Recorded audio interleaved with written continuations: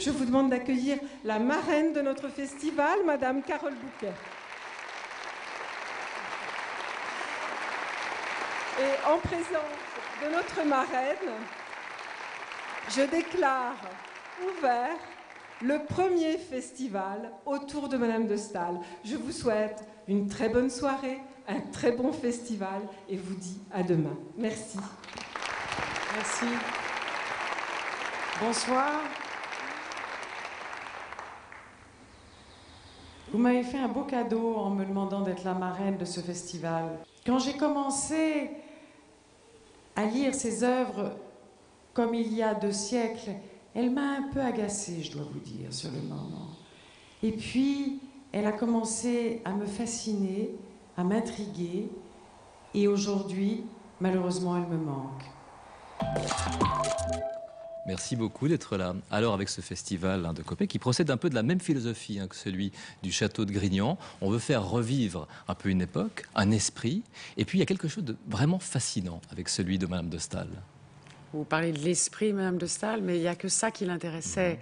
La musique l'intéressait pas, la peinture, pas du tout. Alors les paysages non plus, la nature. Seuls les échanges d'idées entre les êtres la fascinaient.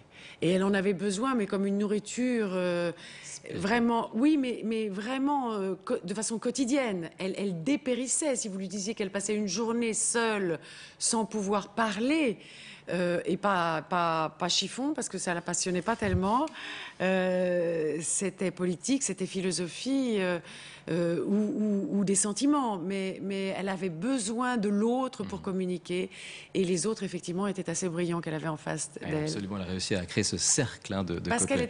qu'elle était absolument fascinante. Oui. Pas belle, disait-on, et sûrement pas, mais tellement intelligente qu'elle en devenait très belle.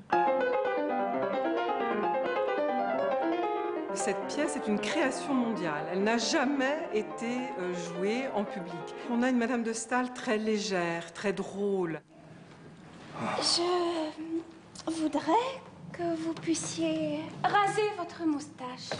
Ça non, par exemple. C'est contre l'ordonnance.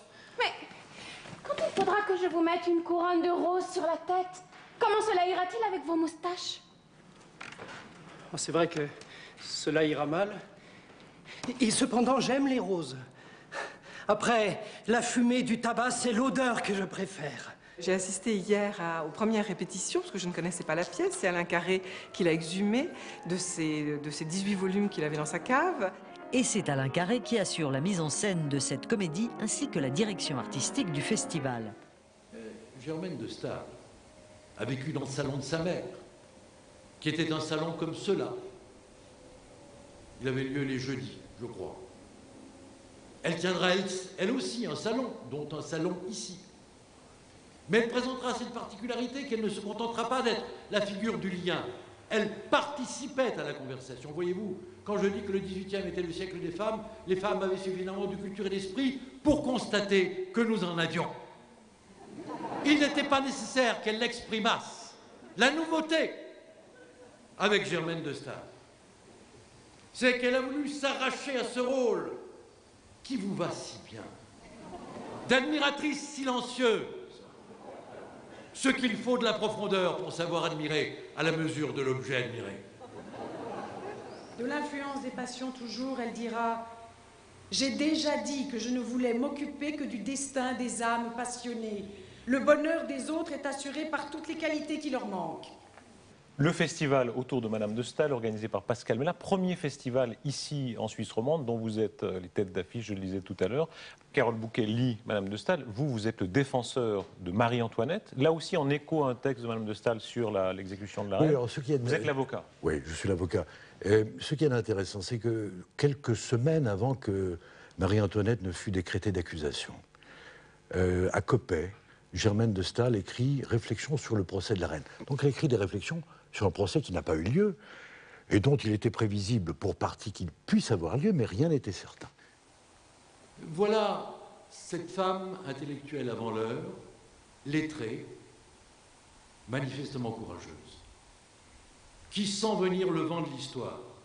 Et ce vent qui souffle est un vent mauvais. Ici, dans la salle à côté, sans doute, et c'est très émouvant de le penser, elle va écrire ses 60 feuillets. Je vous ai dit qui écrit, pourquoi elle dit d'une femme. Voyons un instant ce qu'elle va écrire, mais peut-être une rapide parenthèse, le procès de la reine. Parce que si je ne vous raconte pas le procès de la reine, vous ne comprendrez pas la fulgurante intuition de Germaine de Staël qui, avant que ce procès ne commençât, en énonce déjà les conditions, le rituel, les chefs d'accusation, les thèmes de défense. Lycidas sera un chevalier. Et vous? Pourquoi n'en seriez-vous pas un autre? Moi, par exemple... Et pourquoi pas? Vous croyez peut-être que vous avez mauvaise grâce. Non, en vérité, mademoiselle, je ne crois pas à cela. Ma mère vous corrigera. Et de quoi, mademoiselle, s'il vous plaît? De marcher tout droit devant vous, comme vous faites. D'être raide. Gauche. Mademoiselle, je veux rester comme je suis. La signora. C'est vrai. C'est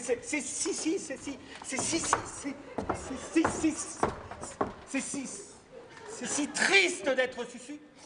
D'être susu. D'être susu. D'être susu. D'être...